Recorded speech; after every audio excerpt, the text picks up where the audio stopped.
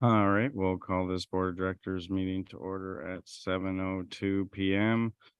The board has a land acknowledgement anti-racism statement posted to its website. Roll call tonight. We have everyone here but Brian. He's gonna zoom in. Okay. Item 1 on the agenda is the adoption of the agenda. I believe we have to make a motion to amend the agenda. Move that we amend the agenda to add item 2B, and any manual revisions to the consent agenda. Linda? We also need to add member comments to the agenda after announcements. All right. Anyone opposed to those additions? All right, here none. All right, I'll move to approve the adopted agenda then. Second. All those in favor? It passes. Is there a place, there's people wanting to watch this on Zoom? Can people watch this on Zoom live? They should be able to watch it on YouTube. I also watch on YouTube. I'm being asked, where's the link? On youtube.com, and they can search for Sudden Valley Community Association, and then they should see the live stream.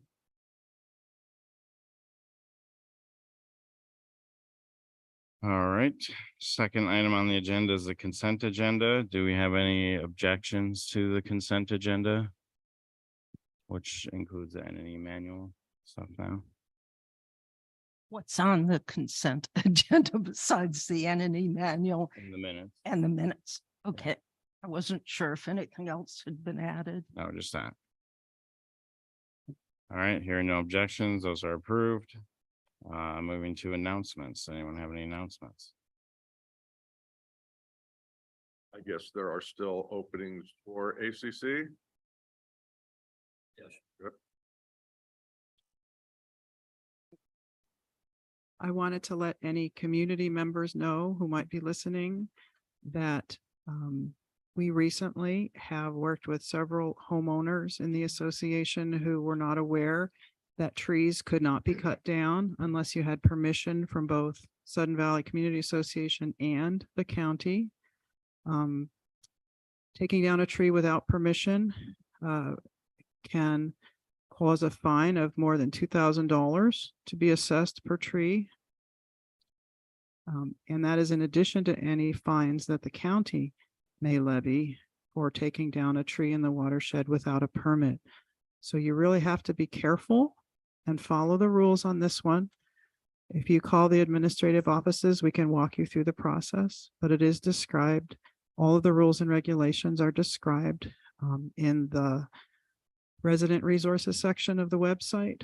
So please be careful because trees are very important to the ecosystem here, and the county and the association needs to be very careful about how the trees are managed.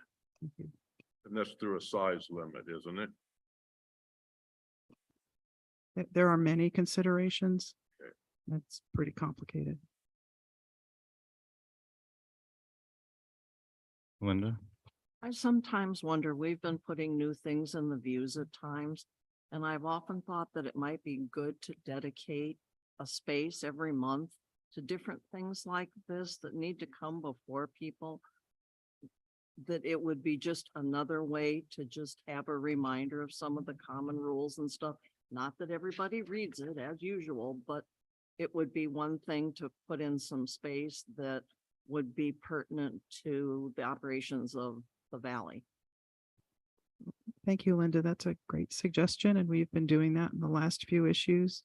In the May issue, we talked about the rules and regulations around dogs, and we'll continue to highlight a different element of the rules and regs each month because there's too much to absorb in one sitting.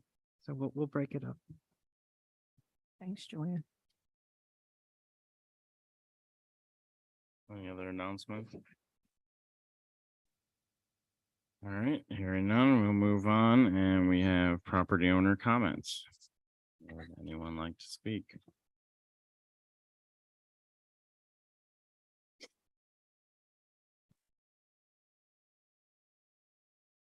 Ann Cope, 52 Louise View Drive.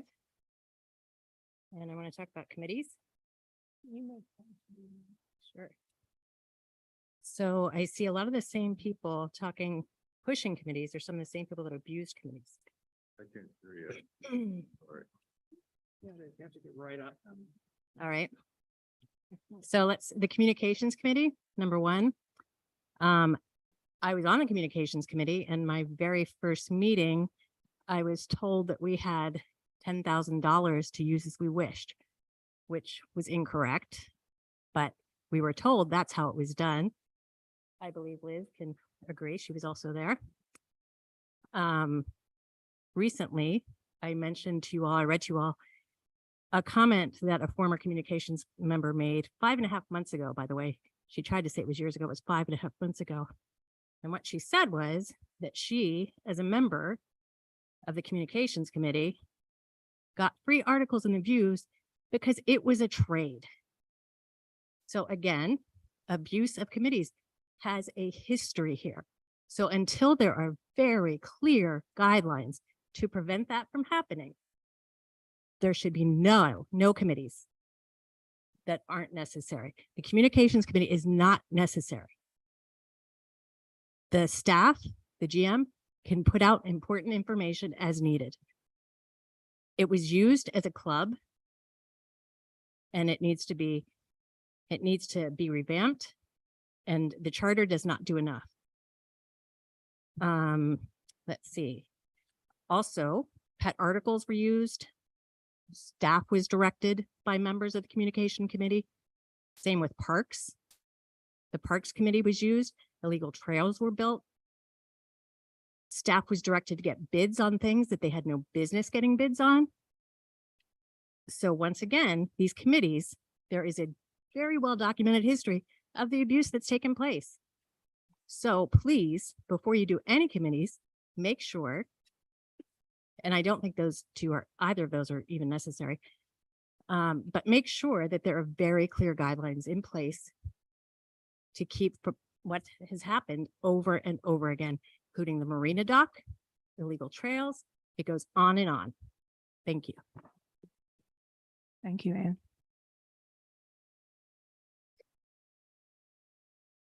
Any other property owner comments? All right, we'll move on to the GM report. Pass it over to Joanne. Thank you, AJ. April was a month of change, as many of our projects went from the planning stage to the execution stage. While our maintenance and our turf care departments began actively mowing and beginning to maintain our outdoor spaces. In the marina, maintenance has completed some work to remark and realign the dry storage and parking areas. Additionally, they have installed permanent markers that will allow them to reline more quickly in the future. This work extends and makes permanent the reorganization that was done last year. By clearly marking how traffic should move through that area, congestion and parking conflicts were greatly reduced. Additional dry storage spaces were created as part of this effort, and people on the waiting list will start to be contacted next week. Renewals of marina rentals are going very well, with more than 2/3 of the contracts returned and paid. If anyone is listening that hasn't yet renewed their marina rental, the deadline is this Friday, the 12th. There have been ongoing issues with card access to both the wet slips and the boat launch. I apologize for these issues. The problems were caused by poor internet signal strength in the marina area. This past week, we worked with our IT vendor to address this, and we currently have a system that's working properly. I'd like to talk a little bit about pools. The main pool is opened and ready for the start of swim season. Now, that doesn't mean people can come and swim. That means the cover is off, the chemicals have been adjusted, and it's now beginning the long and slow process to heat up. to where humans can exist in the pool. It's quite cold when we first open it up, but it will be ready for the start of swim season on Memorial Day weekend. This week, maintenance is working to open the quiet pool. This year we have a great team of lifeguards, and many of them are returning from previous years at Sudden Valley. And we are really looking forward to a great pool season. As we announced at the last meeting, swim lessons are being offered at the SVCA pool. They'll be sponsored by the Whatcom Family Y. Registration will be through the Y's website. And as soon as we know that the registration is going to start, we'll let the community know. We'll send out a special e-blast. We do anticipate that there will be quite a bit of demand for those lessons. So if you're interested in signing up to take them, you should watch for that announcement and do it as soon as possible. Like to highlight golf. Golf course is doing very well year to date, even though April's weather was very challenging with many, many inches of rain. But the fine weather in the last week of the month allowed SVCA to make up for those slower weeks, and golf revenue is right on target or a little ahead. Golfers are enjoying the improved course conditions that we can attribute to Turf Care's new aeration and sanding program, which has allowed the team to maintain areas that in previous years were still too wet to mow at this time of the year. Maintenance has been busy with both Clean Green and Firewise. The community participated strongly in both programs, and as a result, our roads and green spaces are looking a lot cleaner. High levels of participation means that our maintenance team is spending a lot of time on this project. If their department report looks a little shorter than usual, it's because so much time is being devoted to that one task of managing Firewise. I'd like to give a slightly longer than usual update on the 10-year capital roads and drainage improvement plan. Really good progress has been made on this project by Impact Design, who is the engineer that was awarded the work. Their inspection of the roadways has been completed, and 95% of the culverts have been inspected as well. The remaining culvert inspections will be completed when the water levels drop later in the season. If it's filled up with water, that's as bad as if it's filled up with dirt. You can't see the condition, so they'll have to go back and check on those. While the field work is mostly complete, the team has now turned to creating a database of the information that was gathered during the inspections, and they're starting also to pull together the report on their findings. Importantly, Impact Design has reported that they are right on budget, and they observed that while there are many areas that can be improved, the overall condition of the roads and the culverts is somewhat better than they had expected. They noted that the projects completed to maintain road surfaces and improve drainage over the past few years have really helped to keep the infrastructure functioning. That's really good news. To move on to the capital projects update, culvert C315. This project is expected to start in August and be completed this summer, and it was awarded to the contractor Premium Services. The Barn 8 siding and covered bridge replacement. The project was submitted to Whatcom County for permit review on February the 7th. It is expected to go out for bid this summer. The construction period is unknown at this time due to Whatcom County's extended permit review timeline. Construction will either be completed this fall after the pool closes or next spring before the pool opens. Construction will not occur during the winter due to weather conditions. The design project for replacing the covered bridge is ongoing and will be submitted as a separate project for permit review by the county.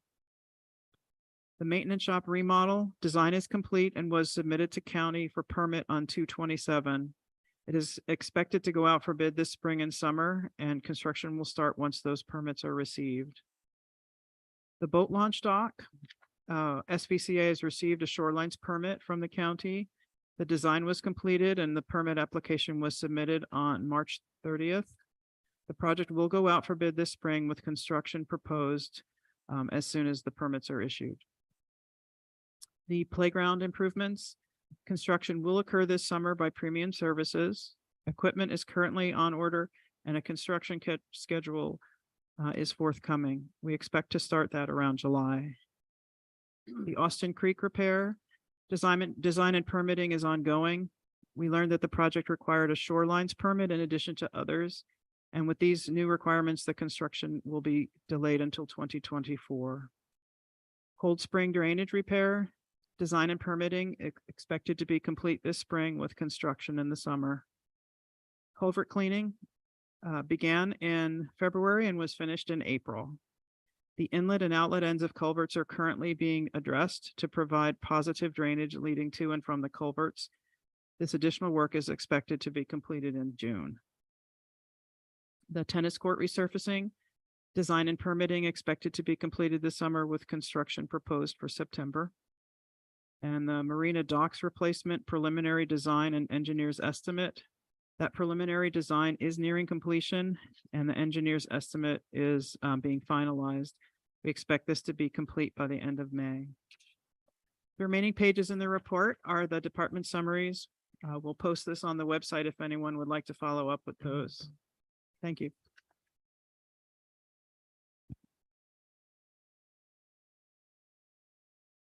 Anyone have any questions? Keith? Yeah, thank you, AJ. The one thing I did want to make a comment on was the parking at the marina for the dry storage. I think that's cool and we certainly needed more storage spots, but I wanted to make sure it's not at the expense of maneuverability with people with boats and trailers trying to get around the new dry storage parking spaces. And I wanted to make sure that there's enough room for people with wet slips can get in there and, you know, park. They have to have some place to park to get out on the wet slip, you know, and stuff like that. So I just wanted to make sure we're mindful of that. The majority of the new spots that were created by removing bushes. We took out a couple of shrubs that were very sad. And additional spots were created by carefully measuring to make all of the spots the same length. So we haven't taken away from the transit areas. What we've done is to sort of just organize it a little better. Also, that third row of dry spots that used to be like weirdly angled is straightened out, which allowed us to add a couple of extra spaces. And it also makes the overflow parking area a regular rectangle instead of like having a chunk cut out of the side. So we not only laid it out on paper, but they walked it out very carefully in person before they marked the corners. They put feathers in the ground for the corners of all the spots. And, you know, they drove around with large equipment to check that it worked. So it should be okay. Keith. Excellent. Thank you. Linda? I've got a question about the marina too. There was a member that was down there and had a little bit of concern. Evidently, security was telling them that they were going the wrong way. Are there any plans for correcting the arrows that you have one sign that goes, go this way, and then you've got all the arrows down on the roadway that say go the opposite way? The short answer is yes. And I also spoke with security and I'm checking in with all of the individual guards who work in our account to make sure that they maintain the way that they maintain an appropriate demeanor when dealing with people here. Okay, I just wondered, it's just, we've worked a lot on the individual spots and stuff down there. But somebody mentioned that the other day and I thought as long as we're talking marina, I'd ask about it. Yeah, it's really funny because the arrows, like, they point in both directions simultaneously. Crazy. Yeah, one more, AJ. Thank you. Yeah, I wanted to speak on that too. Actually, I have seen a lot of people going all different directions down there currently, and I'm a little confused too. Right now it says boats and trailers one way, and I saw cars coming the other way, so I was like, whatever. But I'm sure you'll figure that out. But the question I wanted to ask was, it talks down here about marina design. Who's in charge of the preliminary design is nearing completion on the marina docks? Yeah, that was awarded a couple of meetings ago. And I've forgotten the name, but it's the same firm that has inspected our docks for Was the that last two preliminary? times. Yeah, they prepared that great report with all the pictures. Yes, okay. They're the ones who are doing the design and re-estimation. Thank you. I have another marina question. Because I am seeing a lot of boats coming down into that area and there is a lot more spaces that are being rented out. Do we have a plan? Because I know other years we have had people coming in, not parking in the right place, blocking, access to either your boat if you're in dry storage. What is the plan in case that happens? Because I have seen that marina so packed that it's hard to move around. And now with having more rented spaces, we are definitely going to be tighter down there. Is there a plan if someone comes and parks and you can't get your boat out? What are we to do as community members? That's a great question, Tommy. Thanks for raising it. We do have a database as well as printed lists that have the name and contact information and slip numbers for everyone. This year, we were also very careful to get pictures of all the boats as we did renewals, so that we'll know who's meant to be where and what boats are there.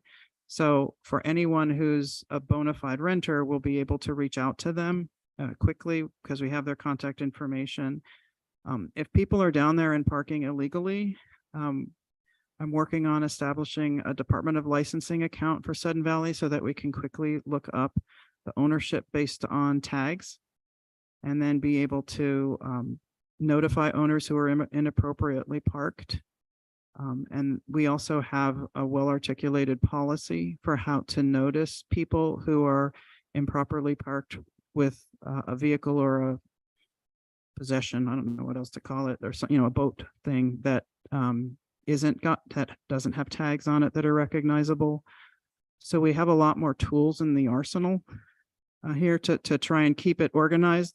But obviously it's a full-time job in the summer months, and we recognize that we're staffed to have people work in the marina, and we're cross-training our admin staff so that we can make pass-throughs and support this important activity.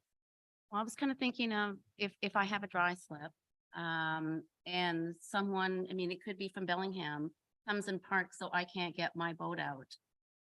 What would we do as a marina patron? Is there some sort of, is there a towing company that can be called? Do we call security? Yeah. I'm just sort of wondering what. Yeah, I gave all the background and none of the action items, sorry. Yes, residents who have problems getting to their boats or getting out of a slip should call security. Security will be armed with the contact information for people like me and other managers who have direct access to the database so that we can take action to either contact a known owner or get an inappropriately parked person moved out of the way. So security won't be towing any boats. They'll be alerting a manager who will follow the appropriate process to move a boat to the side, not impound, not take away forever, just move out of the way. Okay, so we do have, and we've discussed that a couple times before the next weekends. We'll remind everyone how it goes. But yeah, just call security. That'll initiate the process. I expand on that just a little bit. So they're, from what I understand too, is they're going to have cones available to people that rent the dry slips. So you'll be able to also just pick up cones there at the marina building and put them in your space. I don't know if they'll say anything, but you can hold your space with those cones, which will hopefully help with what you're talking about. Well, from what I understand, we have a wet slip, so it's not a big issue for us. We're lucky that way. But there have been issues where someone comes down that has a dry slip. They want to go. It's a beautiful July day, and they want to launch their boat, and someone's parked in front of their dry slip, and so they cannot move their trailer. They cannot back their vehicle up, or there's just not enough space to back your vehicle up to your boat trailer. There may be a little bit of space, but not enough. It takes a lot of space. Yeah, and security can tow like vehicles and stuff that are blocking roads. That's different than towing a boat, but security can most definitely have vehicles towed. Yeah. And they do that in situations like that. The other thing is by all of that additional parking, that overflow parking that's happening, like there at the marina, and then when the ground is a little drier at the A&P and beach, that seems to have helped it a lot last year. And so I think when people kind of get into the flow of it. You know what I'm saying? And we use all of these resources Joanne's mentioning that they've got planned. I think things will start to, stop happening. We'll have staff down there, security will patrol it pretty often. And hopefully that'll prevent exactly what you're talking about. No guarantees. I hope everybody's really patient this weekend. I hope Joanne doesn't mind me saying this, but this is a really early heat wave that we're having, and we're not fully ramped up for our seasonal staff yet. Our lifeguards are just training this week and everything. So, we're not totally staffed. So I hope everybody's patient through this weekend, because I think it's going to be pretty packed down there. Linda? That's a question that I had for Joanne with the July weather happening now. I'm assuming since, and nothing's been posted, I think everything is old that's on the marina page. Is there still a dock going to be available for people that are launching that need that access? And is there going to be somebody down there? I know that during the summer months last year, there were 2 people, I think, but I don't think that was even supposed to start now, but we're supposed to have like 2 weeks now of really warm weather. What if there's people down there wanting to use that launch gate and stuff? That's all. This week we started an effort to ask our part-time staff if they could pick up extra shifts for the weekend. So we're trying to provide that amenity. We are pretty tight on our hours though, so it's not gonna, we're trying to find someone for the weekend. So I'm not sure if that's been successful yet. I'll follow up tomorrow, and I can take a look and repost that on the webpage. So we are gonna leave a spot open again like we did last year. Yes, that's for sure. That wet slip is open so that people can get onto their boats that way. Thank you.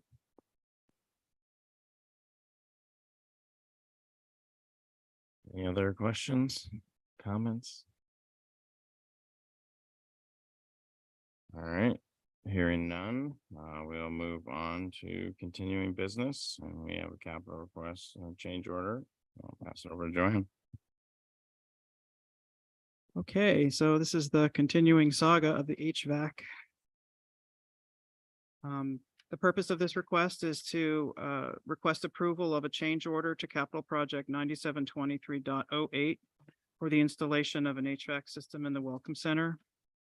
The Board of Directors approved the allocation of $48,404 from SURF for the installation of an HVAC system in the Welcome Center on April 13th. And approved a contract in the amount of $42,274.81 for this work on April 27th. The difference between the approved amount of $48,404 and the contracted amount of $42,274.81 is explained by the application of a discount for the payment terms that were negotiated in the contract. Copies of the initial request and the executed contract are attached. The HVAC system was installed and is functioning well. Mars Heating completed the work on time and made every effort to minimize the disruption to our offices. Unfortunately, when the final inspection was completed by Whatcom County, they identified that additional components were required to meet code. When asked why they did not make these requirements known earlier when the permit application was submitted, they said that they were very backed up due to being short-staffed. 3 estimates had been obtained from vendors other than Mars, if you recall, and none of those estimates included these components, although one did note that these components were not included. They specifically excluded them. The cost of purchasing and installing the new components was originally estimated by Mars Heating to be $10,500 before tax. Due to the circumstances, I was able to negotiate a 50% discount on the quoted price, and I'm requesting your approval of a change order for $5,701.50, which is $52.50 plus sales tax. This brings the total cost of the project to $47,976.31, which is still less than the originally approved $48,404. So I request that the SVCA Board of Directors approve a change order in the amount of $5,701.50 to the current contract with Mars Heating and Air Conditioning for the installation of an HVAC system in the Welcome Center.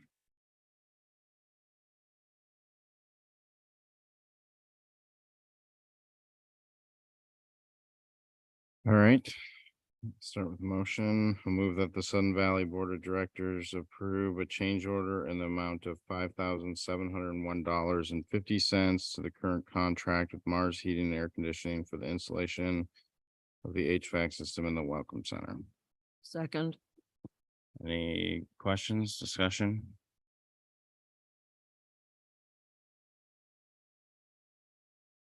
Just wanted to say good job on the negotiations. Appreciate it.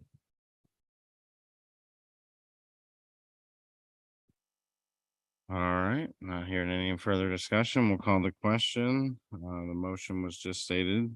All those in favor? All those opposed?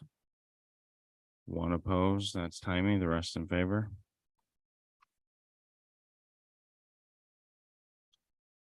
All right, we'll move on to new business. We have a few. Dan and East, We approved it on the consent agenda. all done. what's that? We approved it on the consent agenda with the minutes. Seriously? That's what we agreed to the last Yeah. time. It was just coming back redlined and then we were approving it. We already approved the language.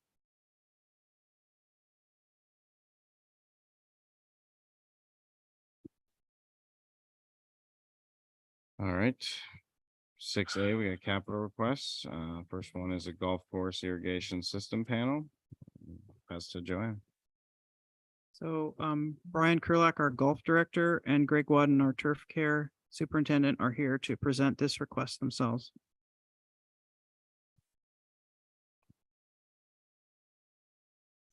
Good evening. So I think everyone has the request in hand. It's fairly lengthy. I'm gonna not read it verbatim. We'll just kind of give some highlights. So the irrigation system has several electronic components. Each of our pump stations has two control panels.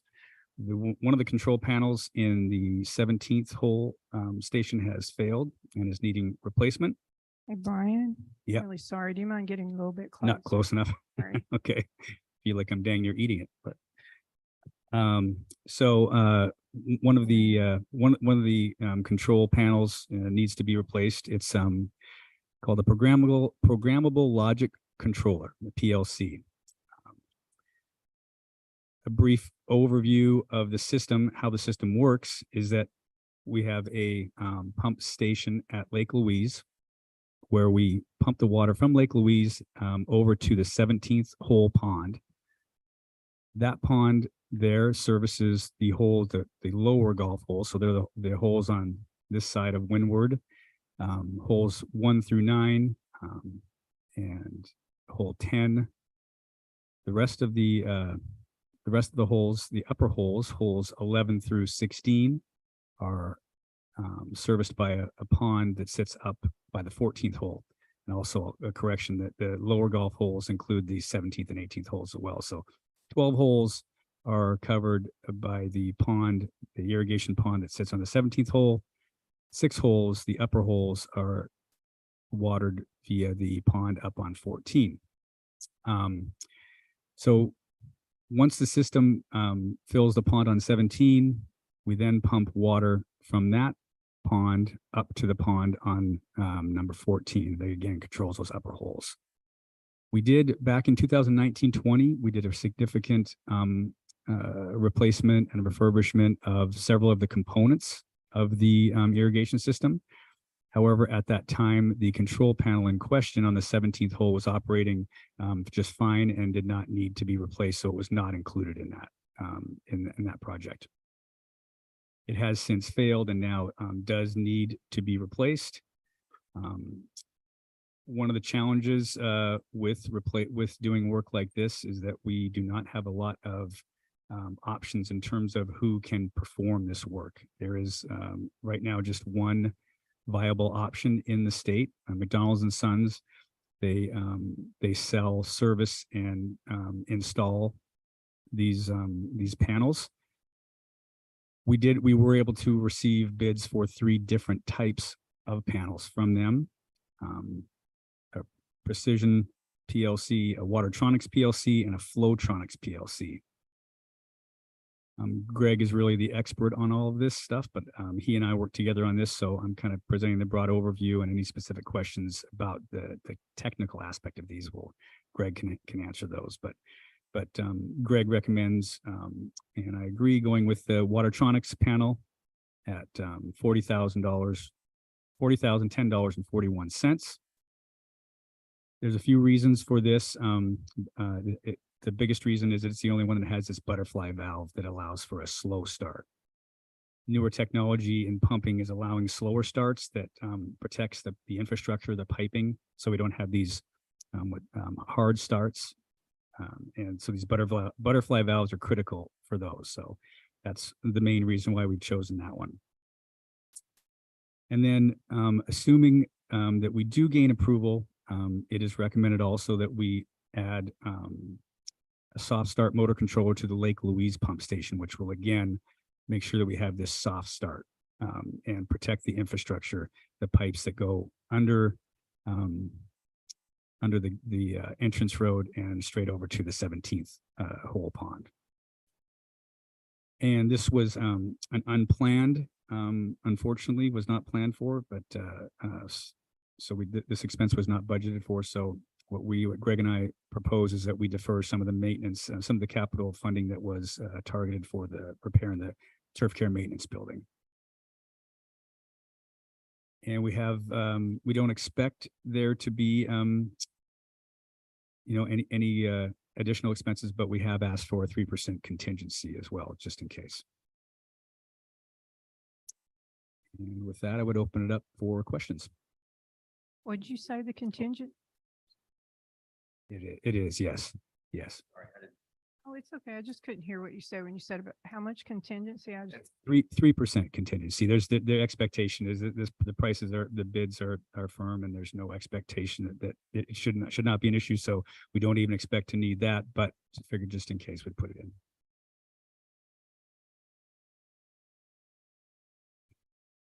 I got a question about pumping. Is there a better time to pump that water as far as rates go, like overnight rates? Is there any savings, or is that something you'd rather not do because you can't monitor it if no one's here? There is a savings by improving the PLC. It's a lot. No, I shouldn't say it's cheaper than having the pump station on instant on. So there is an electrical savings.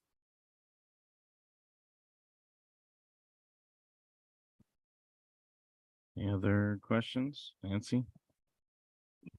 Yeah, I look at your little cartoon here with the scratched out stuff. And first of all, when I see a map with stuff scratched out, I always wonder what you didn't want me to see. So it's not a good idea to ask people for 40 grand Yeah.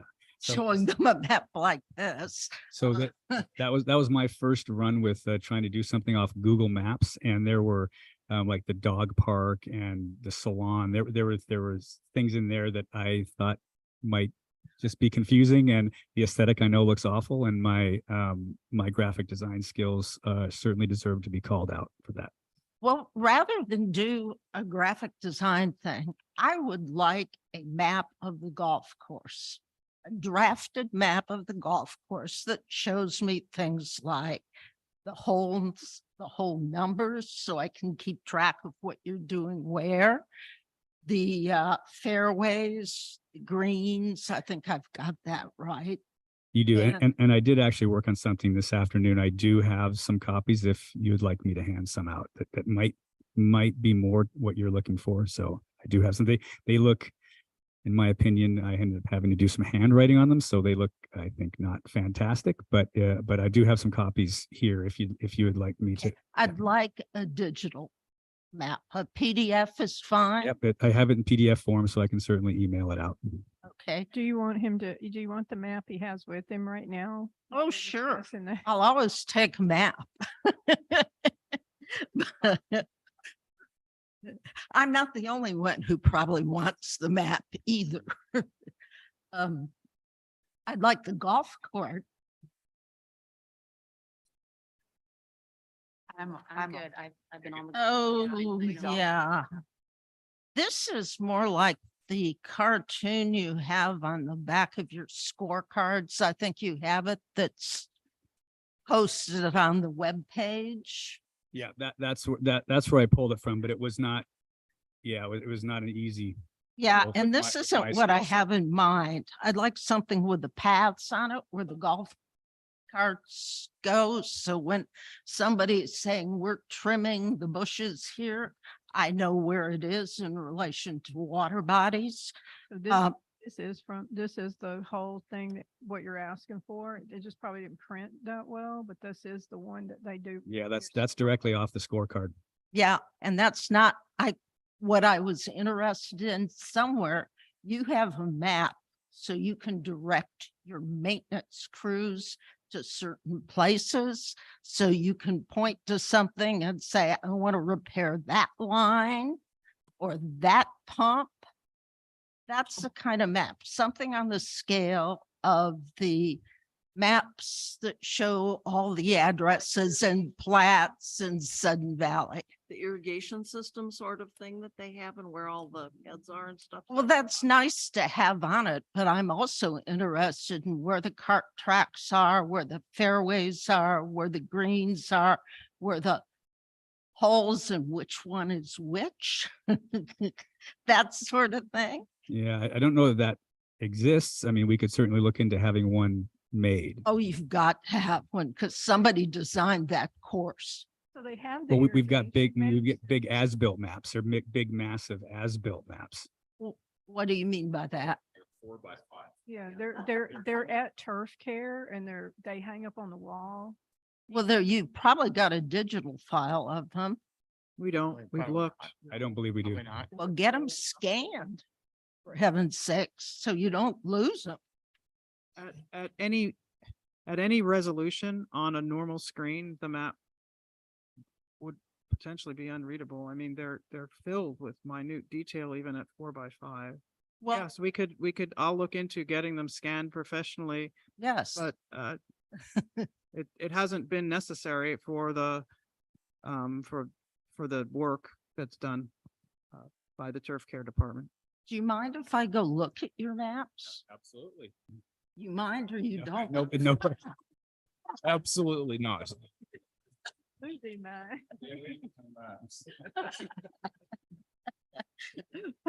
They're in the turf care building, you say? Yes.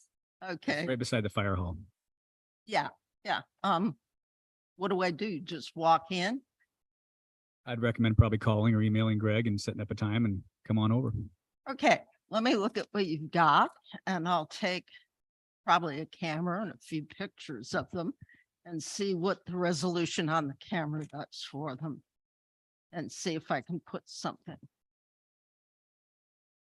together that way, because I can't believe you don't have more than that. But we'll see. Thank you. Keith and Linda. Yeah, real quickly, I just wanted to ask, so the butterfly valves and the slow start system is preventative. And I assume you've had some issues before with pressure, high pressure water, burst of water that has caused some damage and therefore we ought to go this route. Yes, we have, and it is preventative maintenance, putting that system in. But when we do have pressure surges, a lot of the pipes, have their joints Yeah. crack, right? So. Okay. And the system is 1994, so it's getting up there in age. And the ball wash stations and benches will be turned when? Started. Controversy, a different topic of controversy. Linda, then Sam. I'd like to advocate for the turf care building. We just approved $48,000 to put some air conditioning in the Welcome Center. I don't know about everybody else, but I toured turf care. I look at turf care a lot, been here a lot of years and had a lot of tours. It really needs its work. If we could have it done, I would hope that that would be considered. We allocated funds for the turf care building. That's kind of what they're talking about. They're working on their plans. And I think that what Greg and Brian are saying is that they're going to, that building's going to be refurbished. We were thinking this year, but they're putting it off to next year because Greg's kind of ramping up on doing some other stuff and everything. And that plan has to start this year in order for the work to be done next year. I There believe is, this. Linda, there is still some money, even if we defer this portion, there still is some money in capital this year.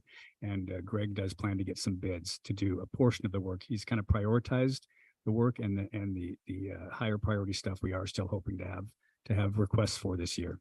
Okay, because that's not explained. Like I say, you know, it's like they work hard, they work out in the sun and hard and in the weather and rain and whatever. And it's like, I've been in that building and anything they can do to improve it, certainly it needs it. You're correct. Yeah. Sam?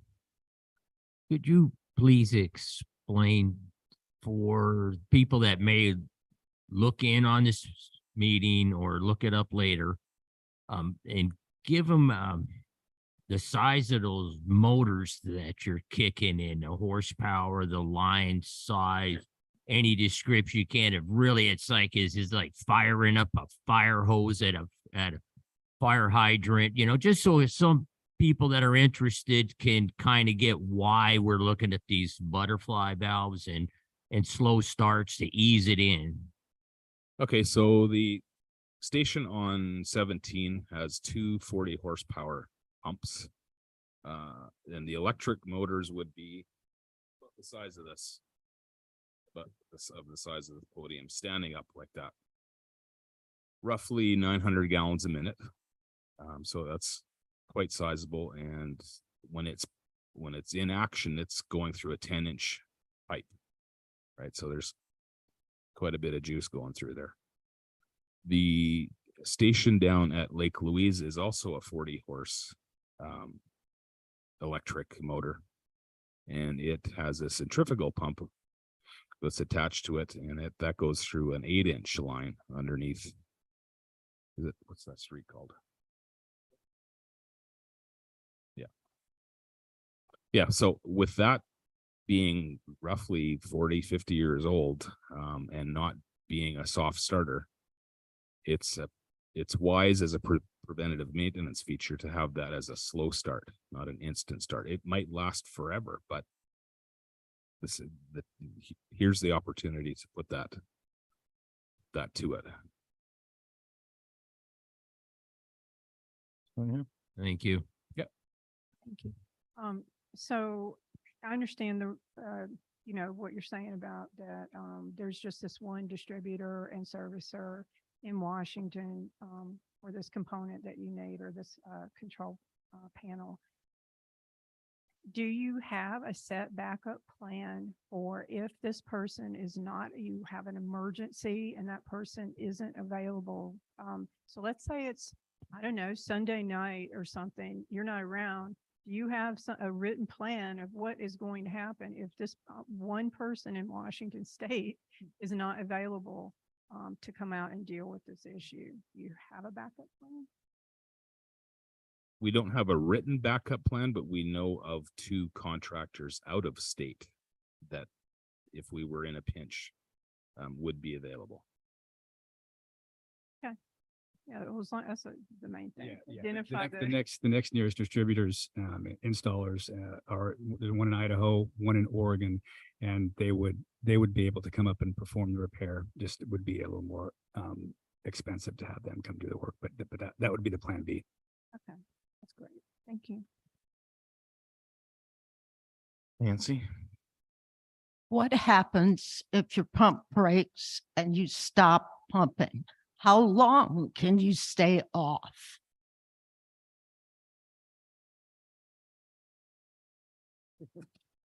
Well, I guess we would be off until we found a contractor to turn it back on.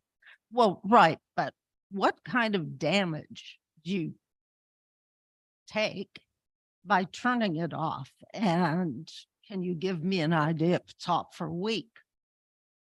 Well, if it blew up, if you want to kind of use that analogy, if it stopped, well, that's fine. It stopped. I think so. So the challenge would be a lot of that, the factors would depend what type of the weather pattern we were in. If we were in a cool weather pattern, it would not, we could go a week, 2 weeks without irrigating without having significant damage. If we were in the middle of a heat wave, we would see significant damage within a matter of probably 6 to 8 days. Is that accurate? Yeah. Yeah. Yeah. Yeah. Right, because you're not pumping it. It would really depend on what kind of weather pattern we were in, but it would be, it could be, it's possible it could be devastating if it was in a really, Would really it hot. be for the whole course or a portion of the course? The whole course. It would depend on which pump went out. Thank you. I asked the Mr. Wizard on the internet. I was doing some golf things and they mentioned, well, of course, you set up a course for a particular play or levels of play and also managing the greens, but they did mention hand watering greens. Or could you save the greens and water off a tank that we could get filled by just a portable pump and at least keep the greens active so they don't get damaged? Yeah, in an extreme emergency situation, that's what would happen. We would rent a tank with a small gas motor on it and be working like firemen. So real quick off the top of your head, Brian, you've been at this for a long time. How much would significant damage impact your revenue from the golf course? Well, it would, I mean, if we lost the greens, it would be devastating. We would get no play. But a little bit on lines of Sam's question, there are emergency measures you can take if we did have a catastrophic failure and had no ability to get it fixed quickly. We would go to the green. We would do whatever we could to save the greens first, tee boxes next, fairways after that. So we'd prioritize certain components of the golf course, the greens being absolutely the most important and critical aspect. But it would be financially, if we lost the greens, you'd have to close and you would lose significant amount of revenue. So, but fortunately that's never happened. And this is the fact that we have a good irrigation system in place that we have been taken care of should help mitigate that possibility. Yeah. And just kind of to clarify, I mean, even the fairways, me being a golfer, people are more likely to go play golf courses that have nice fairways than they are to play ones that have bad fairways. Yeah. They're all, those are your three main critical components. And in that order of priority would be greens, fairways, tee boxes. Thank you. That's why I want a map. I want to know where these things are. Well, you in the interim, you can rest assured that Greg and his staff know exactly where everything is, and they do a great job of taking care of them. I'm sure they know where it is, but I want to know on a map. I'll wait for your call and we'll do the map tour.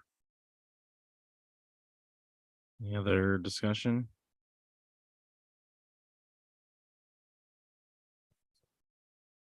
I'll make a motion that the Sun Valley Board of Directors approve a not to exceed amount of $44,981.46 from the SURF fund for allocation for the maintenance of the wait. I'm sorry. Just gonna start over. Move that the Sun Valley Board of Directors approve a not to exceed amount of $44,981.46 from the SURF fund for the purchase and installation of a new PLC for the golf course irrigation system. Second. Any other discussion or questions? Call the question then. All those in favor? All right, that passes unanimously. Thank you very much. We appreciate it. Thank you for all your work.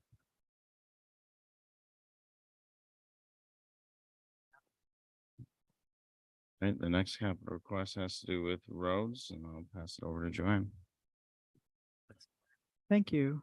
The purpose of this request is to request funding approval for the 2023 roads project. SVCA's 2023 budget included $750,000 for road reconstruction and drainage improvements. Of that amount, the following projects have been approved using a portion of those funds. $29,533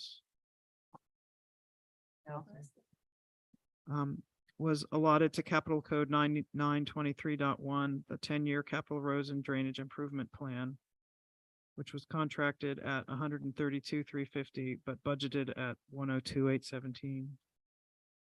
$166,914.68 was allotted to Capital Code 9921.05, the culvert C315 replacement change order.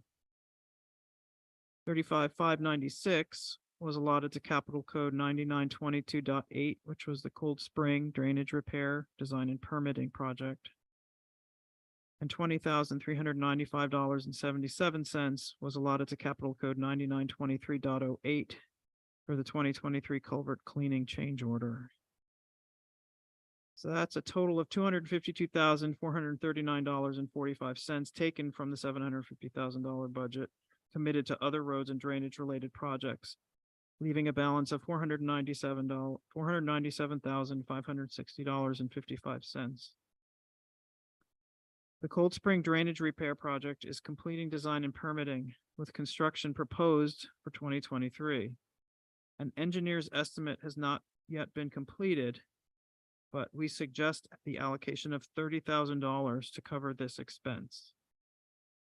If this money is set aside, that leaves a balance of $467,560.55 available for this project.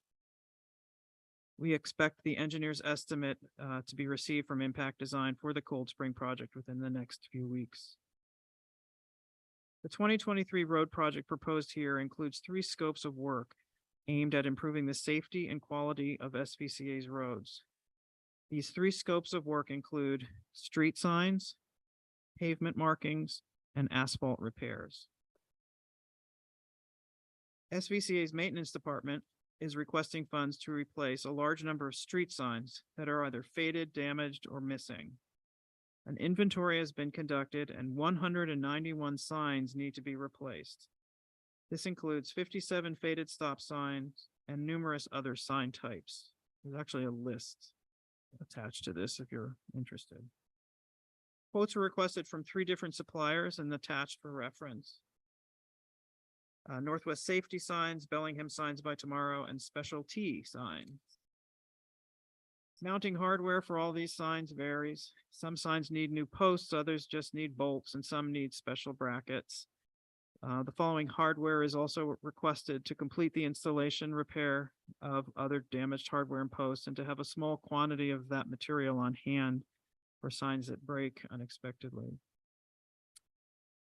4x4 treated wood posts and bolts, $3,120. A blade bracket, 100 of them at $1,800 total, and then bolts. Total hardware is $56.79. That includes sales tax. And then there's hours for installation, supervisor, staff, and fuel and equipment. Total for this project, $9,112 added to the budget for the signs goes to $31,084.16 for the first scope of work, which is the sign replacement. The second scope of work is for pavement markings. We propose to paint center lines on the main roads. The last time this was completed was in 2019, following a micro resurfacing project. After 4 years, the paint is substantially faded in most locations. The application is proposed to be 2 coats with glass beads added for reflectivity. Secondary roads would be proposed for painting next year as part of the roads project. There's an attached summary from PNW that delineates an anticipated project cost of $39,321.29 for the pavement markings. At this time, project funding is requested for the scope of work to move forward. And then it would be brought back to the board for contract approval after bidding. Okay, so just as we've done in the past, we're approving the total budget, but not allocating or authorizing the signature to a contract because we still have to give bids. The third scope of work is asphalt repairs. The 2023 asphalt repairs project is focused on repairing as much of the surface delamination as our budget will allow. This project would significantly improve the ride quality throughout SVCA and increase the life of the roads. Surface delamination occurs when the top layer of the asphalt comes off, but the lower layer of asphalt still exists. It looks like a pothole, but it's not actually a pothole because it doesn't go all the way through that lower surface. We propose to do as many asphalt repairs as we can to use up the balance of the road budget available this year. Based on the above information, you can see the math that we've gone through. We started with 467, 560, 55. We took out 31,084 for signs, 39,321 for the pavement markings, and that leaves $397,155.10 for asphalt. An attached summary from PNW delineates the proposed asphalt repairs project. SVCA has an identified total delamination square footage of about 37,289 square feet. However, that's too much for this budget. So it's proposed that we bid the project with a base bid repair amount of 17,234 square feet, with the balance being an additive amount. So that way we can add in additional projects as the budget allows. Any repairs not completed in 23 would just roll over to be part of the 2024 roads project. So project funding is requested for this third scope of work in the amount of $397,155.10. The project would then be put out to bid and brought back to the board for a contract approval. So there are 3 different proposals: street signs, pavement markings, and asphalt repairs with the amounts shown there. And then we request that each of those be addressed individually by the board. Thank you.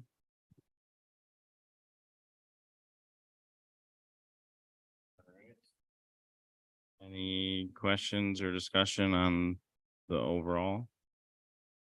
Make 3 different motions on this one, I think, make it easiest. Linda? I don't know if I should wait until we pass each motion. I just have a question about it. Seems like in a couple of these, there's duplicative work and I just wanted an explanation. Can you use your mic, please? Sorry.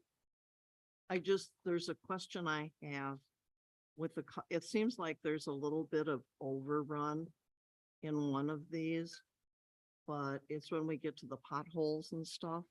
And I don't know if I should just wait until we get to that portion. I can. Oh, I see what you're saying. So the reason that we describe what delamination is in this estimate or this capital request is because potholes are different. Like they look the same. They're both bumps in the road, but potholes go all the way down and they occur for different and AJ, you're the expert. It's sort of embarrassing to be describing this next to you. Do you want to do it?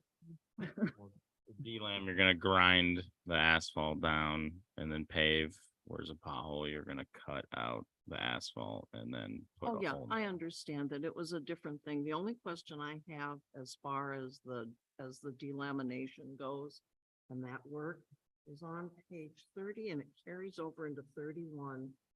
It has asphalt repairs and at the bottom of page 30, it says subtotal construction estimate, $331,539.01. And then on the very top of page 31, it says total base estimate, design and construction, $346,549.01. I thought that was all. If I look at the bottom of page 30, they have impact designs cost in there of 11,000, PNW's 3,500. And I just wondered why there's this difference between the two numbers. That's all. Yeah, so it is super confusing, especially since it's broken across the pages. But if you add 21 to 309, you get 331. So Linda, the construction estimate that's a subtotal. So you have to add the subtotal of the subtotal construction estimate that you see on the bottom of page 30 to the subtotal for design, permitting, and contractor bids. And that's how you get 346, 549. It just looked like it's all run together there. That's all. Thank you. Yeah, too many numbers. Yeah. This is a tough one. That's what I was trying to figure out. Thank you. I have a question. There is kind of this pit that is right kind of in front of or under a speed bump. And I don't know, is that considered a pothole or a delamination? Because I don't think it all goes all the way through to the ground. Yet it's kind of a piece of speed bump that's kind of When they do like pounded asphalt.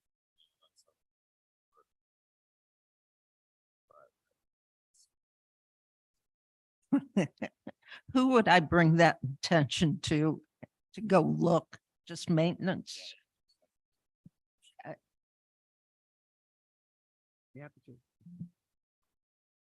Any other discussion before we get into motions? All right, so for the first motion, I'll move that the board of directors approve the allocation of $31,084.16 from the roads reserve for replacement of street signs and authorize the maintenance manager to purchase materials as proposed above. Second. Any discussion? All right, we'll call the question. All those in favor? All right, that passes unanimously. Second motion will be, I move that the board of directors approve the allocation of $39,321.29 from the roads reserve for pavement marking installation project. Second. Any discussion on that? Call the question. All those in favor?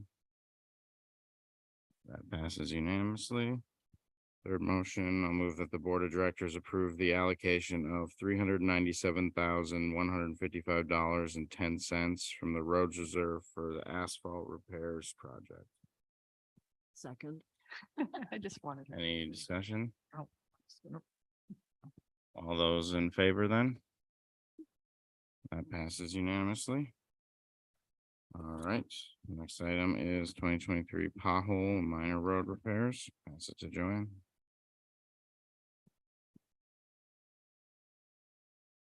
Thank you. This request is to gain funding approval for pothole and minor road repairs throughout 2023. Included in SVCA's 2023 budget is a line item of $35,000 for repairing potholes. Historically, SVCA would create a list of potholes and then outsource this project once a year. This project primarily focused on pothole repair, and it only took place after multiple potholes were present, so you could get economies of scale. After potholes were repaired in 2022, SVCA's maintenance department began filling new potholes with asphalt cold patch when they were discovered. This is a temporary fix that improves roadways until weather allows hot mix asphalt to be placed, and it allows for scheduling more than one permanent repair at a time. With the purchase of SVCA's dump trailer last year, the maintenance department plans to repair potholes throughout the summer months instead of waiting to outsource the project on a once-a-year basis. The general approach will be to temporarily fill the potholes with cold patch, then, when the weather is favorable for hot mix, the potholes will be permanently repaired. Depending on the size of the potholes, SVCA will likely be able to perform 2 to 4 repairs each time the hot mix is placed for economies of scale. In addition, SVCA's maintenance department will also perform minor road repairs as part of this scope. Minor road repairs would be projects that don't require a contractor's expertise, specialized equipment, permitting, and they're not large-scale projects. Minor road repairs would include activities like repairing a washed-out shoulder. This could include aggregate placement to stabilize or repairing ruts off the edge of the asphalt, painting stop bars at intersections, replacing broken street signs and posts, stabilizing a ditch with drainage issues, installing asphalt berms for directing water flow, that kind of thing. The proposed 2023 budget for these repairs is about $4,000 for asphalt materials. We attached a price list so you can see what's being charged for those items. $1,000 for the disposal of asphalt and aggregates that are taken out as we clean the holes before the installation of the new material. About 6,000 overall materials allowance, signs and signposts, paint, aggregates, erosion control materials, things that are needed. $4,000 for supervisor hours and 16,000 for maintenance staff hours, 3,000 for fuel and equipment. That adds up to 34,000. We're asking for the total amount budgeted of 35,000, just so we have it all allocated and available in case it's needed. And so I propose that the board authorize $35,000 for SVCA's maintenance department to use to complete pothole and minor road repairs in 2023.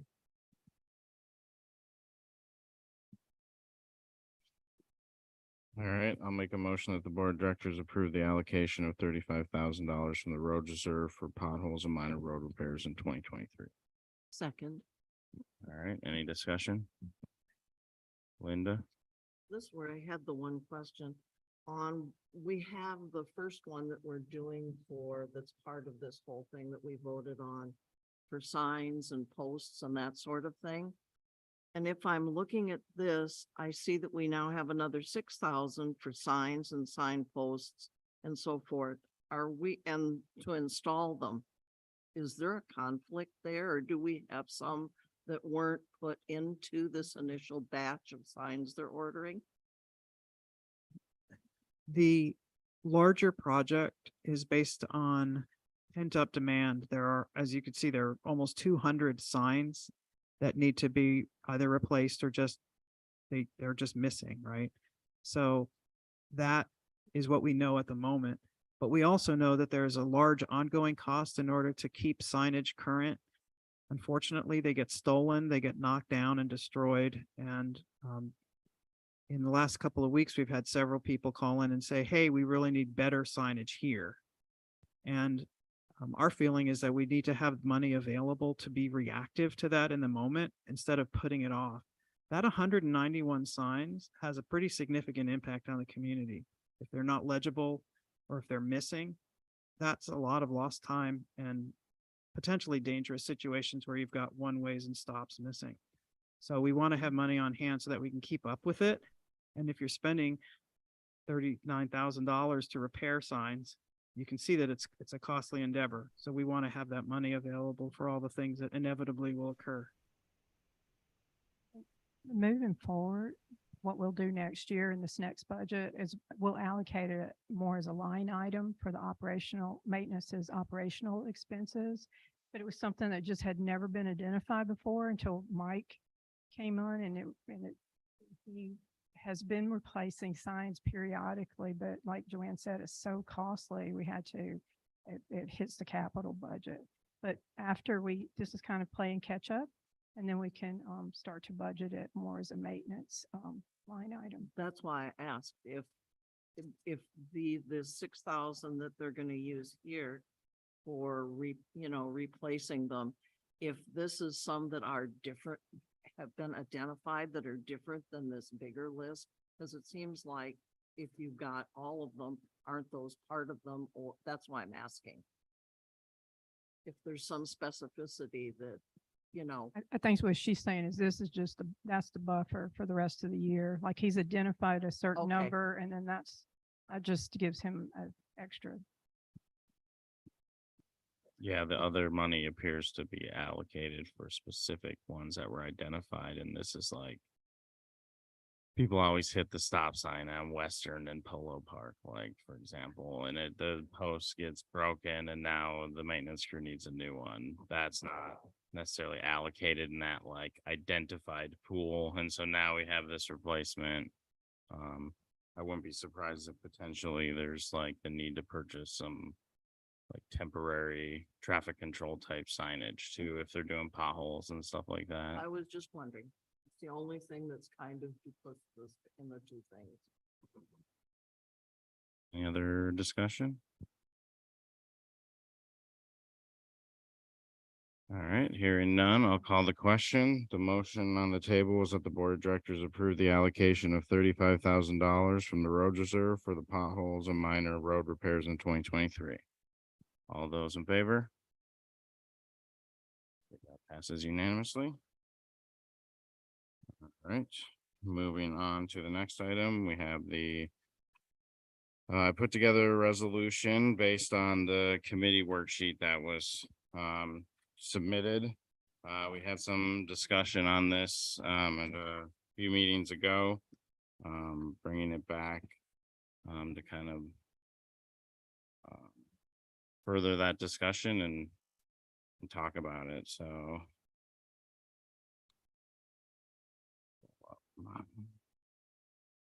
We agree to end the discussion tonight and vote on them. And I don't want to discuss this 10 more months.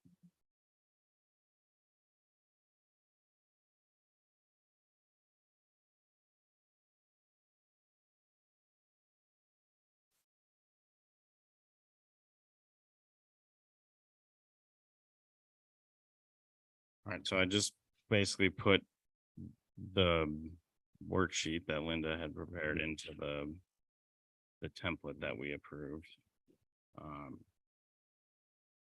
So I guess I think yeah, open it up for discussion on those around the parks and trails one initially, right? Yeah.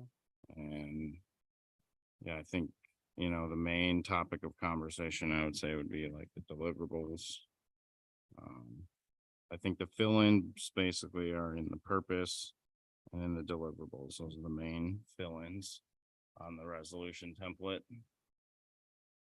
So I guess Sonia. Yeah, I am opposed to the Parks, Trails and Rec Committee charter for the following reasons. No committee in 2023 is needed to recommend parks or trails work. Over $150,000 is being spent in 2023 and 2024 because unqualified volunteers directed playground upgrades that did not meet the standards required by federal law. Additionally, I am strongly opposed to a committee that organizes volunteers to perform work on our parks, playgrounds, and trails for the reason I've already stated, as well as the fact that unpermitted trail work has been performed throughout Sudden Valley, creating potential liability for the association. Not to mention, while well-intentioned, volunteers in the past did not sign appropriate waivers and projects were not properly planned and budgeted to include appropriate permitting and long-term maintenance cost. The association would be better served to have a call for volunteers posted to the website as needed when identified by the general manager. This will ensure these projects are planned appropriately and have staff oversight. The SVCA 2020 community survey results show that members are interested in a connected trail system. We've identified that, and work has tentatively started on a design plan for that. There is another survey this year, so the lack of a Parks and Trails Committee does not stop board directors and community members from having input on a trails plan. The Parks Plan for 2023 is already set, with an additional $100,000 planned to be spent in 2024, just to meet the minimum ADA requirements. So again, I see no need for a Parks, Trails, and Rec ad hoc committee in 2023. Linda. All of the I think I'll answer one of the member comments that was made earlier about spending and that sort of thing. And one of the things that got put into, I believe, all of the resolutions is that the committee has no authority to sign or otherwise enter into any contract or other agreement binding or committing the association to obligation, acquisition, service purchase, lease, or other agreement, which I would hope would end some of the issues that Director Volt has with issues. The deliverables were taken from the survey that's already been done. There are recommendations that came from the community, not from myself, I really think, if you look at some of the work that was done to describe our current parks and trail system that's posted on our website was all done when there was an active Parks and Trails Committee. Do I think that there are limits? Yes, I do. Do I think that there are people out there that would like to be able to go into the parks, clean up a little bit? It's just, it's volunteers for that. If there's forms that need to be signed, I don't know that I've even seen a sign for volunteers for the waiver that they sign anymore that even exists for anybody that joins any of the committees. But as far as the Parks and Trails Committee, I think it's a vital part of the association. People care about it. They can get out there with their children and stuff, do little projects, that sort of thing. So for me, I think it has value. Nancy?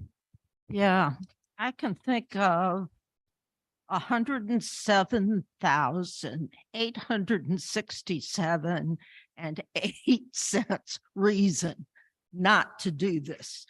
But there are a few things I think that probably can be put forward because I'm very sympathetic to parks and trails. I think we all are. And one of them on deliverables, certainly recruit volunteers and organize volunteers for activities and events. And part of that organization would be if we're going to go do something that impacts insurance coverage, you get the right insurance coverage. Coordinate with staff and other committees as necessary is almost a blank check. And that makes me nervous because that is what got them in trouble, coordinating with maintenance to go cut down trees and build trails wherever the mood struck them or however that was organized. No permits. So I think I definitely strike C out of that list, just so that aspect is not there. Make appropriate recommendations to the board of directors. Wonderful. Suggest the creation of possible bike paths within Sudden Valley, but the bike path thing, if it's the mountain bike people that get involved, those are more like super highways than trails. They're a regulation width, a regulation grade, and a regulation surface. And that probably goes beyond what we might want to do, but okay, you can suggest creation, explore possible outdoor fitness trail. Yeah, look around, where do you think one might fit? And what sort of torture devices would you put on it for people to engage in? And a prioritized list of recommendations for parks and trails. That's perfectly reasonable. What I'm concerned with is finding a way to encourage the committee to look rather than actively do, because it's the actively do part that got them in trouble. That brings up a very good point, Nancy, is that the volunteers should not be acting without oversight. So there should be a chair of the committees, and the chair of the committee should be communicating with the board. So it is a board member that's chairing this committee, right?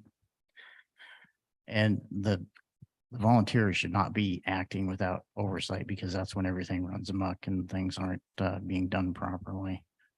So as far as the coordination with SVCA staff and such, I mean, that should be the director that's in charge of the committee talking with Joanne more than anything as to what needs to be done, or if there needs to be other staff involved in it, I would think. Sonia says. I'm curious who would chair this committee since we have standing committees that no one wants to participate in. And we all voted for another ad hoc committee at the last board meeting and no one volunteered for it. So it seems, it makes me uncomfortable that we're going to put more ad hoc committees forward when this board won't actively participate in committees that they're obligated to participate in and also voted to create.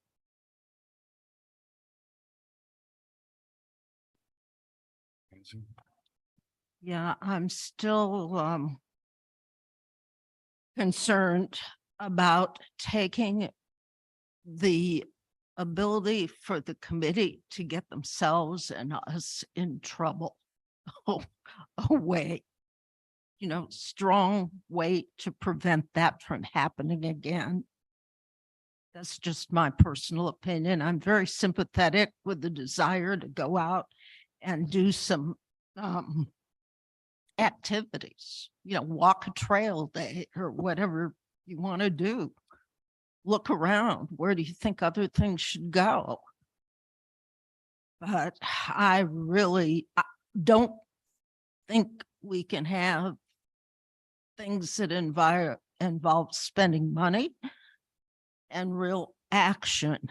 For this year, we've already got the money budgeted that will clean up the ADA oversights from, what was it, 2 years ago? Is when all that happened. I mean, I do agree with Linda that having a Parks and Trails Committee is something that this community really wants. I agree that community members shouldn't just be going ahead and doing things without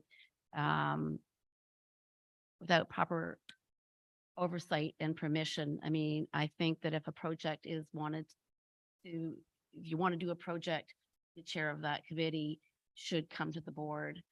But I think that also having dedicated people looking at the trails and actually actively going forward with different projects and different ideas, I think is a really good thing. And I would definitely nominate Linda to be the chair of that committee because I think that she would be a really good person. It's something that she believes in, and she is obviously going to be responsible to make sure that that committee is run properly. all right, I'll go from here. I don't really support the committee the way it's written. I think, you know, recruiting and organizing volunteers is all well and good. I think a formal volunteer program needs to be developed. And I don't think the Parks and Trails Committee is the appropriate place for that to happen. I think that committee can envelop work that involves Parks and or that program could eventually envelop work that involves Parks and Trails, but I don't see that as a program that should be developed by the committee. I think our staff should develop develop a volunteer program that they're able to execute because they're the ones, like Stu said, there has to be proper oversight. The committee chair is not that person. Like staff should be overseeing someone who is trained and has all the skills to like manage people with tools and things like that. We shouldn't just be handing that to just community members. I think our paid staff should be functioning in that capacity. You know, at the onset, and maybe the volunteer program could work to train certain people to be work party leaders or something at some point. I think like the mountain bike club and stuff do certain things like that, but their executive director most certainly has oversight over those programs. And then like as far as like creation of a bike path, we have, you know, the roads 10-year program went forward immediately because that needed to be updated. There was a whole trail component that's the scope is still, it's a bit more complex than the roads portion. It's still being worked out with impact to be able to bring back to the board to develop like a for the board to consider developing a master plan to develop like a connected trail system that would be potentially multi-use. I don't think we should be asking volunteer committees again to be putting together a plan like that. It's someone that's a professional. You know, they have a whole team of experts that they're saying are required to do this. And I do not believe a committee has that same team. They have wetland biologists, they have engineers, planners, permitting people, all able to support that with their expertise. You know, I think an outdoor fitness trail is a nice thing, but I think the community would rather probably potentially see a connected trail system than just an outdoor fitness trail. You know, if we're forming a whole committee just for that, I just don't see it. I don't think they should, you know, maintaining a prioritized list of recommended park trail and recreation amenity improvements that's most certainly Mike's job as our maintenance superintendent, as I said when we discussed this previously. So for all those reasons, I do not support this. I saw Brian's hand. You hear me, Brian? You gotta unmute yourself though. Yeah, I just wanted to echo what Sonia and AJ were saying. Same. I agree. I don't think we need an ad hoc committee dealing with parks and trails. I think it's, you know, our parks are already embedded within our capital structure this year, and I think we can set up volunteer events for folks who want to help clean up the trails and such. So. I add one thing, I think it's real important to remember the direction that was given to this board by the parliamentarian and by the attorney. Ad hoc committees are not created for the membership. They are to assist the board in our work for this year. The reality is we're not identifying any work that we need for this committee. As AJ said, Impact Design is already aware of this. This is part of the 10-year capital planning for the roads. And then they will bring this back for discussion. If we needed an ad hoc committee, we identify those for specific purposes and we create them for specific purpose to help us, not because the community wants it.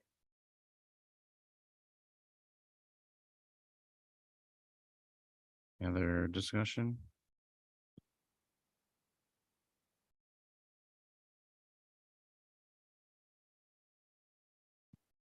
All right, well, if there's no further discussion, we can take a vote on the resolution then. The motion would be that the Board of Directors approve the resolution to establish the Sun Valley Community Association Parks, Trails and Rec Committee in 2023. All right, any further discussion before we vote? All right, we'll call the question. All those in favor? We got Linda, Stu, Asia, and Timey in favor. All those against?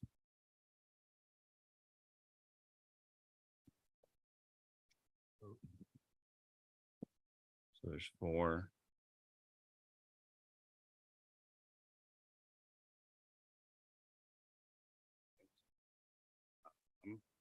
Four to 4 is It dies. yeah. Fails. Yeah, it fails. All right. The next committee discussion is the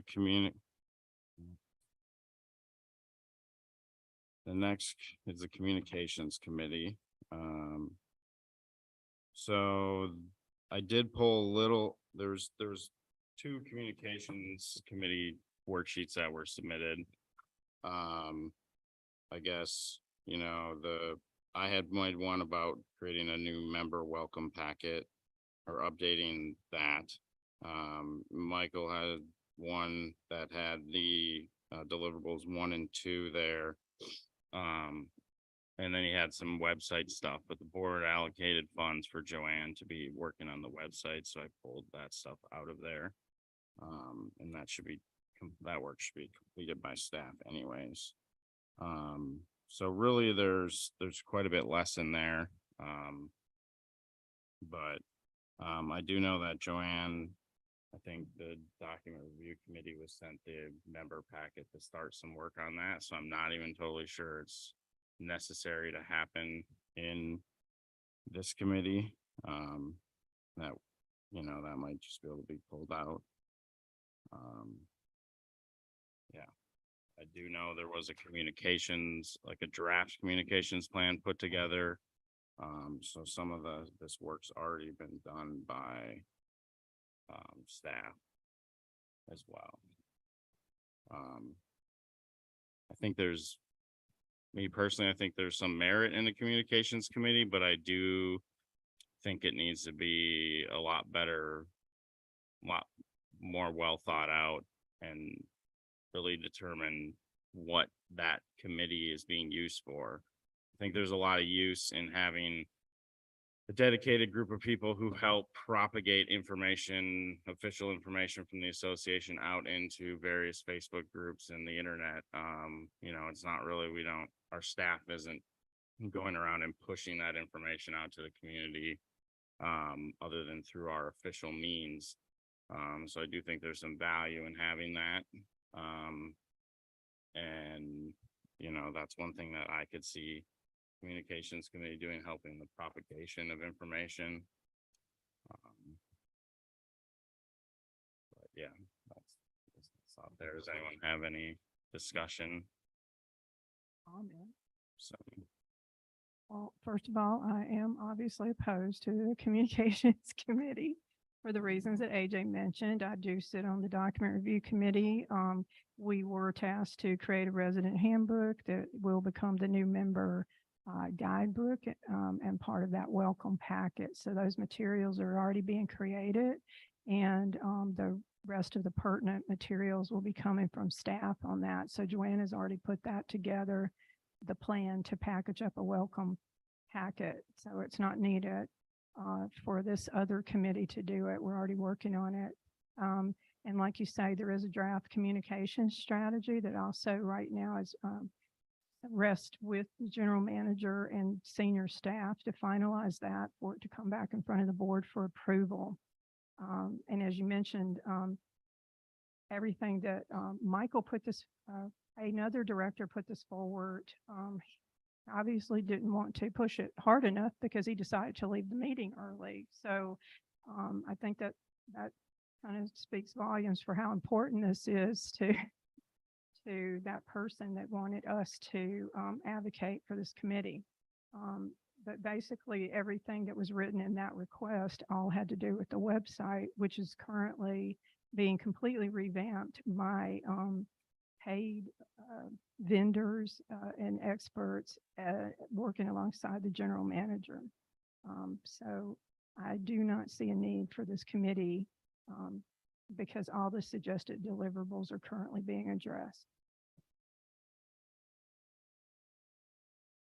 I think one of the deliverables too that you just mentioned, the strategy and the workflow and that sort of thing, that needs to be determined before you form a committee, because that's going to determine what their scope is going to be. And if that's still coming from staff and the general manager, then that should come. It's like the carts before the horse right now. yeah, and I think, you know, there's merit about determining, like, you know, the develop documentation workflows for future permanent communications committee, you know, whether it's permanent or not, like, I don't think the committee should be tasked with figuring out what the committee does. It seems to be a running theme that a lot of residents think that's the way it works, but it's like, we should be giving them clear direction on what we want worked on so that they're not wasting their time and we're not wasting our time, and we're getting the deliverables that we need to make informed decisions. And I just want to emphasize too, I agree with Linda. Just because I'm opposing these committees, that's not to say that we're not going to identify that there are some committees that we still need to form as we move along. That's not to say that. It's just the way these are structured. Currently, I don't feel that we need them. That's not to say that it's not going to come. More stuff's not going to come up that we'll need to think about creating a task force or committee on those.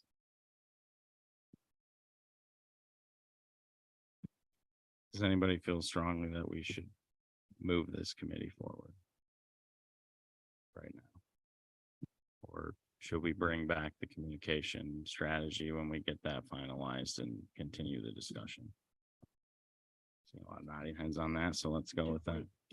If we could ask Joanne, where are you with that strategy as far as bringing it forward again and possibly revisiting the communications committee? At this time, all the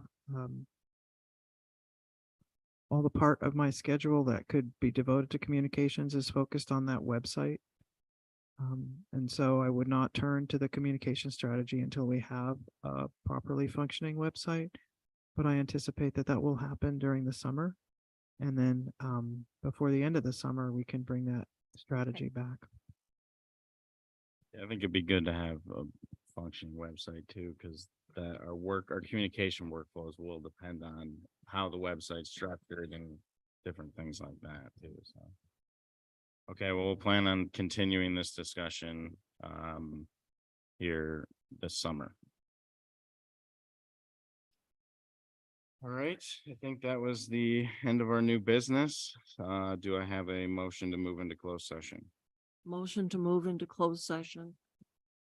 Do we want to touch on the NNE manual revision? Is We that on? approved it. Okay, just want to make sure that. I'm not sure if Michael understood that or not, but confusion Make sure there, that was but taken care of. we approved. Well, I wasn't at the last meeting, but you guys, based on Richard's advice, move forward and, you know, my plan with Joanne was just to have you guys, you know, approve those changes and bring that red line copy back so you can see the manual in its entirety instead of like just a little snippet and what's been deleted, what's been added. Just want to make sure we didn't have to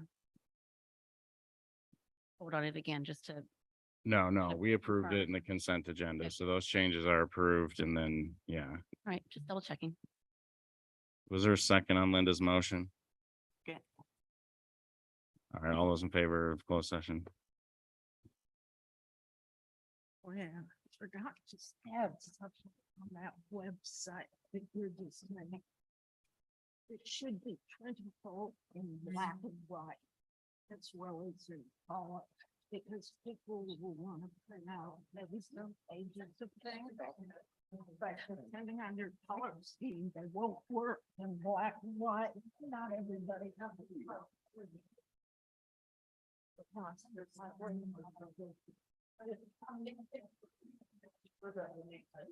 Yeah, things, whatever. I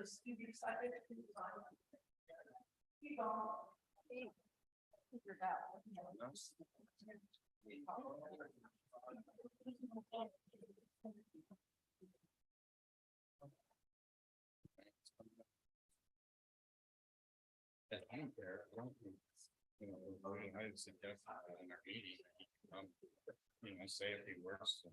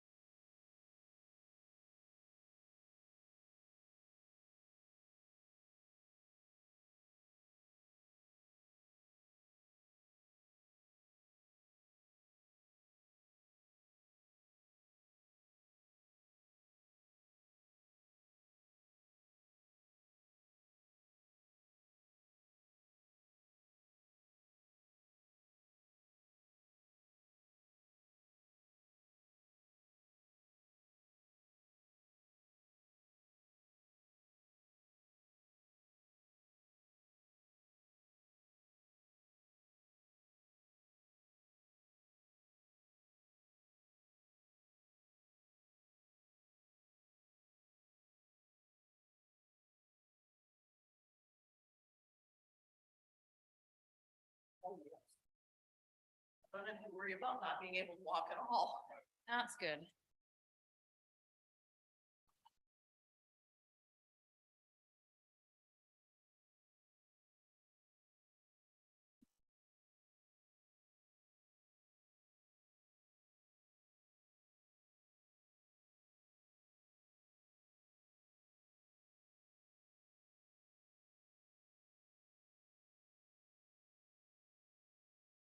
Yeah.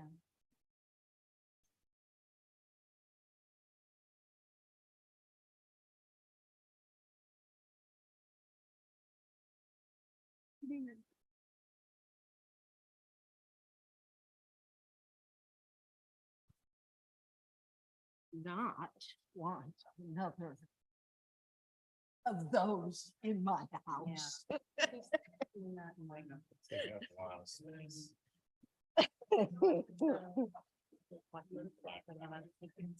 You wouldn't. They don't fit in things very well. Bigger than everywhere I try to put them, they tend to hang over the edge. The cabinet doesn't quite go off with the rest of it. That's why I use binding Yeah. page size. All right, do we have a motion to move back into open session? Motion to move back into open session.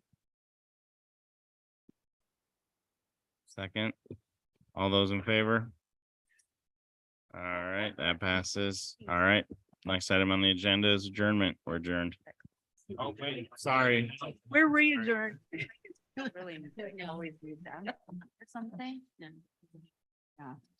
Sorry about that. We have one announcement as a result of closed session. Backtrack here. So the board of directors has received notice from Brian Krulak, Sun Valley's golf director for the past 13 years, that he will not seek to renew his contract at the end of this year. Brian let us know that he has decided to retire from golf course management to focus on the development of a personal business. There's a strong leadership team in place at the Sun Valley Golf Course. Head pro Kevin Leduc has worked alongside Brian for the past 4 years to manage the day-to-day operations of the course. And Greg Wadden, turf care superintendent, has made significant improvements to the condition of the course in his first year at Sun Valley.